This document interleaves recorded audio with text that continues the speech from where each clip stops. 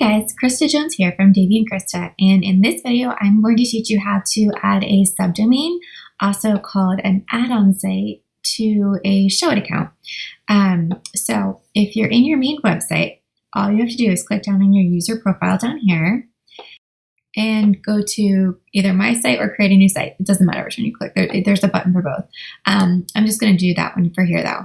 And so from here you can either click on one of the pre-designed templates, or you could choose to start with a design for your library. So if you loaded templates or other designs into your library, you can start with one of those. For demo purposes, I'm just going to go with one that I have in my library. So I'll click on Pebble Beach and I'll click on Start This Design. Then I'm going to go up to Sites and Site Settings, and I'll come down here to where it says Custom Domain, and I'm going to click Edit. And I'm going to come down here to add plus site subdomain. So I'll just do this and I'll just call it test for now. And then I just need to add it. And then I just need to select it and hit save. And then from here, if I go to publish it, it will be live on that subdomain. You can also come down here to your name and go to my sites, and you can see everything that you already have. And so you could duplicate something.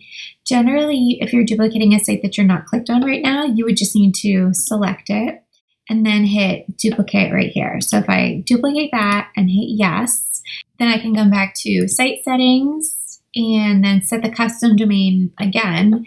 And I could also clone a site and put it on a subdomain that way. So if you have a lot of sales pages or lead magnet pages or landing pages, that might be the easiest way to duplicate them. If you have any questions, feel free to reach out to us at support@daveyandkrista.com.